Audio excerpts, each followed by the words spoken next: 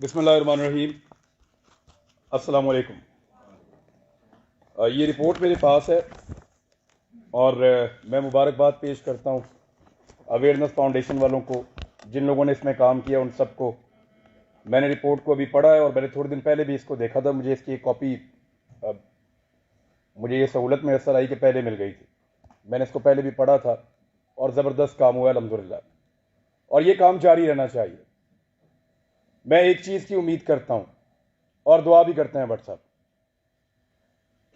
कि अगले साल ये जो लिस्ट है सहाफ़ियों वाली, ये छोटी होगी और हम यहां पे ज़्यादा लोग बैठे होंगे। लोग इसमें कम हो गए और हॉल में ज़्यादा होंगे। मैं इस बात की उम्मीद करता हूं। मैं क्योंकि तनकीद करता हूं बहुत खुलकर, और मुझे आदत है बहुत खुलकर बात करने की, तो मैं उन सबको वेलकम करता हूं जो भी तनकीद करना चाहता है। बहुत अच्छी बात है, डिस्कस कीजिए हमारे कंडक्ट को और हमें भी करने दीजिए फिर। लेकिन किसी को यह हक नहीं पहुंचता कि वो मारे, वो डराए, वो जबर करे। यहां सब लोग ये बात कर रहे थे कि इकट्ठा होना पड़ेगा, यूनिटी होनी चाहिए। मुझे वो सिंपली एक दो लाइनें याद आ गई कि जबर का मौसम कब बदलेगा, जबर का मौसम कब बदलेगा, हम बदलेंगे तब बदलेगा, और बदलेगा, जरूर बदलेगा। मैं कुछ चीजें बड़ी क्लियर कर देना चाहता हूं अगले 2-4 मिनट के अंदर, कोई गलतफहमी रहे ना, खुलकर बात कर लेते हैं। हमारे ऊपर पर्चे देने की औकात पॉलिटिशियंस की नहीं है। ये क्या बेचते हैं, पर्चा देंगे हम पे, कमजोर लोग, बुज़दिल। ये इमरान खान पर्चा करवाएगा, नवाज शरीफ करवाएगा, आसिफ जरदारी पर्चा करवाएगा हम पे। ये औकात है पर्चा देने की इनकी? भाट साहब नहीं करवा सकते ये। इनकी क्या जरूरत है कि हमारे ऊपर पर्चा करवाएं?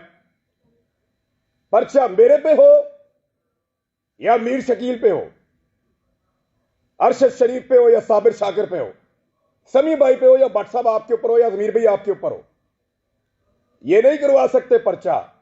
ये जो पर्चा हमारे ऊपर होता है ना, बगावत का, गद्दारी का, इसके कॉपीराइट ही नहीं है पॉलिटिशियंस के पास। हर चीज के कॉपीराइट्स होते हैं ना। ये जो रियासत से बगावत का और गद्दारी का मुकदमा है, इसके कॉपीराइट इन सियासतदानों के पास नहीं है, वो इनके अब्बा जी के पास हैं, पाकिस्तान की एस्टेब्लिशमेंट के पास हैं कॉपीराइट्स। गद्दारी का पर्चा, बगावत का पर्चा, वो हम पे करवाएंगे। दुनिया के किसी मुल्क में ये पर्चे नहीं हो रहे, क्योंकि सब मुल्कों को इस बात का यकीन है कि उस मुल्क में रहने वाले शहरी उस मुल्क के वफादार हैं। सिर्फ पाकिस्तान के अंदर एस्टेब्लिशमेंट को इस बात का शक अभी बाकी है कि यहां पे गद्दार भी हैं और बागी भी हैं। क्यों शक करते हो? क्या मसला है आपका? ये कहना चाहिए, वो नहीं कहना चाहिए, सवाल ही तो पूछते हैं। हम करते क्या है? यानी अजीबो गरीब किस्म के स्टैंडर्ड्स पाकिस्तान में बनाए हुए हैं। मैं कुछ चीजें आपके सामने रख देता हूं। पाकिस्तान की एस्टेब्लिशमेंट से खुली खुली मैं सामने बात कर देता हूं। आप गैरों की जंग में हमें धकेल दें तो आप मुहिब्बे वतन हैं, और हम आपसे ये पूछें कि इतने सारे बंदे क्यों मारे जा रहे हैं, तो हम गद्दार भी हैं और बागी भी हैं। आप बंद कमरों के अंदर फैसले करें इस मुल्क के 22 करोड़ अवाम के, तो आप मुहिब्बे वतन हैं। हम आपसे पूछें कि उन फैसलों के नतायज पे नजर देखिए, बताएं कि ये हालात क्यों हुए, तो हम गद्दार हैं। आप पाकिस्तान में बार बार रजीम चेंज ऑपरेशंस करें, मुंतखब हुकूमतों को गिराएं, तो आप मुहिब्बे वतन हैं। हम आपसे पूछें कि ये क्यों किया, तो हम गद्दार भी हैं और हम बागी भी हैं। आप वजीर आजमों के इंटरव्यूज करें और फैसला करें कि इसको बनाना है और इसको नहीं बनाना, तो आप मुहिब्बे वतन हैं। और हम जब ये कहें कि जनाब अवाम का फैसला होना चाहिए, ये 22 करोड़ लोग हैं, कीड़े मकोड़े नहीं हैं, तो हम गद्दार भी हैं। और हम बागी भी हैं। यानी आप बगावतों के और गद्दारियों के मुकदमे दर्ज करवाएं जो पूरी दुनिया में नहीं हो रहे। और जब हम आपको यह कहें कि क्या हम बागी हैं, तो उस पर भी हम बागी हैं, उस पर भी हम गद्दार हैं। यानी अजीबोगरीब किस्म का क्राइटेरिया बनाया हुआ है। आप हमारे लिए हमारे मुल्क की जमीन को तंग कर दें तो आप मुहिब्बे वतन हैं, और हम अपनी जमीन पे आजादी से रहने का हक मांगें तो हम गद्दार हैं, हम बागी हैं। आप खुदा ना खास्ता कभी हार भी जाएं तो आप मुहिब्बे वतन हैं, और हम आपसे पूछें कि हुजूरे वाला ये क्या हुआ था, तो हम गद्दार हैं, हम बागी हैं। आप किसी एक तजर्बे में नाकाम हो जाएं तो आप मुहिब्बे वतन हैं, और हम सिर्फ नाकामी की निशानदेही कर दें तो हम गद्दार हैं, हम बागी हैं। हम हंसें तो गद्दार हैं, रोएं तो गद्दार हैं, बोलें तो गद्दार हैं, चुप रहें तो गद्दार हैं, बात करें तो गद्दार हैं, ना करें तो गद्दार हैं, हम सवाल करें तो गद्दार हैं, जवाब मांगे तो गद्दार हैं, जवाब ना देने पर रिएक्ट करें फिर गद्दार हैं। क्योंकि हम पैदा हुए हैं हुजूर गद्दारी के लिए। हमारे गलों में ना तख्तियां डालो और हमें चक्कर लगवाओ पाकिस्तान के गद्दार लिखकर, हमारे माथों पे लिखो गद्दार, इधर यहां लिखो, या गोली मार दो, हमारे लिए वो ज्यादा आसान होगा। तकलीफ होती है। अरशद शरीफ ने किसके लिए आवाज नहीं उठाई थी? आप सारे गवाह हैं। जिसको मार पड़ी वो उसका शदीद तरीन मुखालिफ होने के बावजूद कहता रहा कि गलत मारा। तो तकलीफ होती है ना। भट्ट साहब नाकामी थी हमारी, उसका हम पे एतबार खत्म हो गया। भट्ट साहब उसको पता चल गया अब उसका बोझ नहीं उठा सकते, वो इसलिए मुल्क छोड़ के गया था। उन्होंने पता लग गया ताड़े तो गल उत्ते हुण, हम पे उसका एतबार खत्म हो गया था।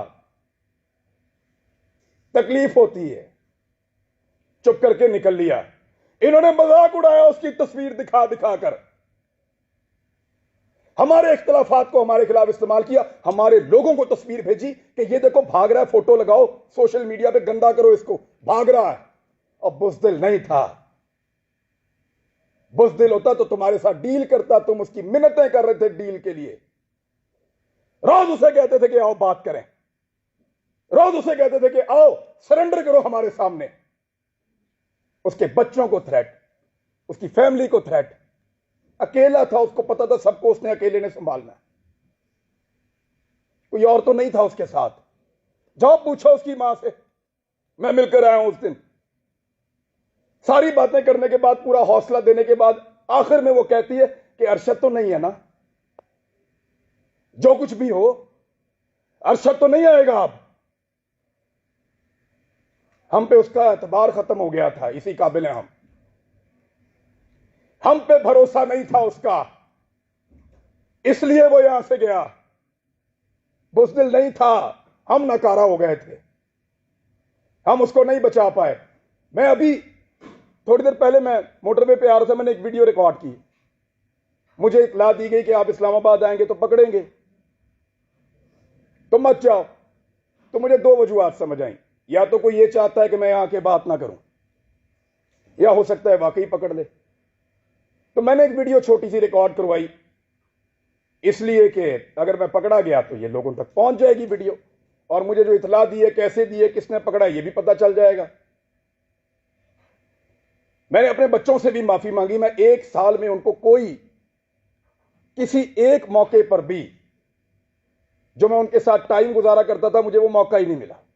मैंने उसी वीडियो में उनसे माफी मांगी कि बेटा सॉरी बाबा, फिर लेट हो गए हैं, लेकिन वादा आपसे पूरा करेंगे। लेकिन आपको पता मेरे दिमाग में वाइट चीज क्या चल रही थी? मेरा भी आप सबसे एतबार खत्म हो गया। आखिर में मेरे दिमाग में यह आ रहा था कि अरशद नहीं है, बोलेगा कौन? वही था सबको इकट्ठा करके वहां अदालत में पहुंच गया था। क्यों पकड़ा उसको? हौसला देता था, डट कर खड़ा था, हर जगह उसने आवाज उठाई और पूरी कोशिश की उसने कि यह मुश्किल वक्त गुजर जाए।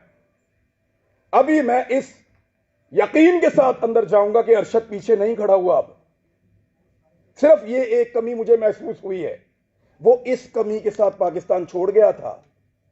वो तकलीफ मैंने आज पहली मर्तबा महसूस की है कि जब वो ये मुल्क छोड़कर जा रहा था तो वो कितना बेबस था, और उसका हमने मजाक उड़ाया कि फलां फ्लाइट से निकल गया, इस तरह निकल गया, इस तरह भाग लिया। उसने मुझे फोन पे बताया, इमरान तुझे पता है मैं कैमरे में जानबूझकर मुस्कुरा रहा था,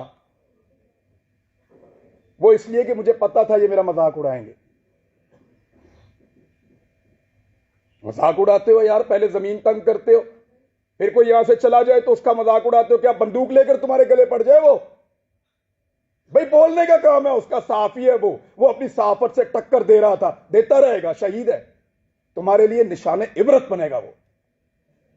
मैंने पहले कहा था, आज फिर कह रहा हूं कि तुम्हें सिर्फ मारना आता है, हमें और बहुत कुछ आता है, और वो हम इंशाल्लाह करके दिखाएंगे।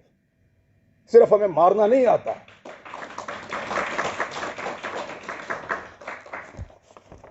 दबा दबा के और जिसको दबाया एस्टेब्लिशमेंट ने दबाया। अहमद मीर का प्रोग्राम में बड़ा खुश था उस दौर में जब बंद हुआ, क्योंकि हम भी एक अजीबोगरीब दुनिया में रहते थे। माशरत उलूम की किताबें पढ़ के आए हुए थे, लगता था सारे हीरो हैं, एस्टेब्लिशमेंट पाकिस्तान की बहुत वफादार है। सच्ची बात है, किसी की आंखें पहले खुल गई, किसी की बाद में खुल गई, लेकिन अच्छी बात है खुल गई। लेकिन मफादात की पट्टी बांध के कभी आंख बंद नहीं की अल्हम्दुलिल्लाह। कभी इसलिए आंख बंद नहीं की कि मफादात की उसके ऊपर पट्टी बंधी हुई थी। जब मुतीउल्लाह जान पे हमला हुआ, मैं क्लिप आप सबसे शेयर कर दूंगा, मैंने मुजम्मत की। वो बच्चा जिसके घर के अंदर घुस के मारा, जिसके साथ आपका केस चल रहा था, मैंने मुजम्मत की। जब अफसार आलम पे गोली चली तब मुजम्मत की। सब रिकॉर्ड के ऊपर मौजूद है, हामिद मीर के ऊपर गोली चली, मुजम्मत की। लेकिन हामिद मीर ने अपने मुंह से कहा था, मेरे भाई ने, कि मेरा प्रोग्राम सियासतदानों ने बंद नहीं किया। इमरान खान की क्या औकात है, बंद तो उन्होंने किया है। अब बोलता है इमरान खान से बदला लूंगा। अपने मुखालिफ को पहचानिए, फिर इकट्ठे हो जाएं, तो शायद आपकी जान छूट जाए, वरना ऐसे ही इसी तरह हमारा वक्त गुजरता रहेगा। मैं सिर्फ एस्टेब्लिशमेंट को एक बात कहना चाहता हूं कि हुजूर आपका मर्तबा, आपका रुतबा बहुत बड़ा है। ये बहुत छोटे छोटे काम है जिनमें आप पड़े हुए हैं। ये छोटे छोटे काम हमें करने दें, एतबार करें हमारे ऊपर कीड़े मकोड़ों पे, हम गद्दारों को ये मुल्क चलाने दो। आप मुहिब्बे वतन है, बहुत बड़े लोग हैं आप, बड़े बड़े काम किया करें आप, आपका रुतबा बहुत बड़ा है, बड़ा मुकद्दस काम है आपका, हम उसकी कदर करते हैं, यूं सलूट करते हैं आपको, खुश होते हैं आपको देखकर। लेकिन ये छोटे छोटे काम हमारे लिए छोड़ दीजिए, हमारे लेवल पे मत गिरिए। आप बीच में से निकल जाए ना तो इन सब माफिया को हम संभाल लेंगे, मीडिया वाले। बस आपके खिलाफ बोलने को जरूरत की बात नहीं है, दिल नहीं करता, खुदा की कसम दिल नहीं करता, खुदा की कसम दिल नहीं करता। डरते वरते नहीं है, पता है आपको, बुज़दिल नहीं है हम। क्या करोगे, गोली मार दोगे, मार दो। डरते नहीं है तुमसे, तुमसे प्यार करते हैं, तुम्हारी कदर करते हैं। डरो उस दिन से जिस दिन हमारे अंदर से यह जज्बा खत्म हो जाएगा। हम प्यार करना चाहते हैं, कदर करना चाहते हैं, हमें मत धकेलो, दीवार के साथ मत लगाओ, और ये ड्रामा बंद करो। पाकिस्तान के फैसले पाकिस्तानी करेंगे, पाकिस्तान के फैसले हम करेंगे। ये हमारा राइट है, लोगों का राइट है, डेमोक्रेसी ये कहती है। ये बंद कमरों के अंदर ड्रामे बंद करो। पाकिस्तान को तजुर्बा, मैं बचपन से पढ़ रहा था, लिखा हुआ था, इस्लाम के लिए तजुर्बागाह बनाएंगे पाकिस्तान को। हमारे लीडर्स ने ये बताकर पाकिस्तान बनाया, वो किसी और चीज की तजुर्बागाह बना दिया। पकड़ के इसको पकड़ लो, उसको नंगा कर लो, उसको डंडे मारो, उसके कपड़े उतार दो, उसको घसीट के वहां पे ले जाओ, इसको जगाते रहो, इसको शहरों में फिराओ। अजीब ड्रामेबाजी है। वो ये मुल्क है, क्या बना दिया आपने इसको? आपके अपने घरों में बच्चे नहीं है? यानी हमें डिवाइड करके हम पे रूल कर रहा है। पहले गोरा कर रहा था, अब एस्टेब्लिशमेंट कर रही है। इससे अगर निकलना है ना तो एक बार सोचना पड़ेगा। मैंने यहां किसी को तनकीद का निशाना नहीं बनाया, मैंने सिर्फ बताया है कि वो कौन है जो हम सबको डैमेज कर रहा है। इस मौके से हमें फायदा उठाना चाहिए, हम सबको एक मौकिफ बनाना चाहिए, एक मौकिफ कम से कम इस बात के ऊपर कि एक को मार पड़ेगी तो सबको मार पड़ेगी। यहां से भी शुरू कर लो तो बहुत है, बाकी मर्जी है, अगर डिवाइड एंड रूल करना है तो फिर करते रहिए, इस गंदे खेल का हिस्सा बनना है तो बनते रहिए। भट्ट साहब को मैं इसलिए अप्रिशिएट करूंगा कि कोई भी फोरम हो, कोई भी जगह हो, कोई भी बुलाए, जब सहाफत का नाम आता है तो आप लोग आ जाते हैं। सर आप लोगों का बहुत शुक्रिया। हालात बहुत मुश्किल है, जिस मुल्क का चीफ जस्टिस कहे कि वो बेबस है, उधर भट्ट साहब क्या करें बेचारे। लेकिन ये वक्त भी गुजर जाएगा, यूनिटी आएगी इंशाल्लाह, इकट्ठे होंगे, और हम नहीं चाहते कि हम अपनी एस्टेब्लिशमेंट का मुकाबला करें। ये बात आ जाओ, अब तक के लिए इतना ही, थैंक यू।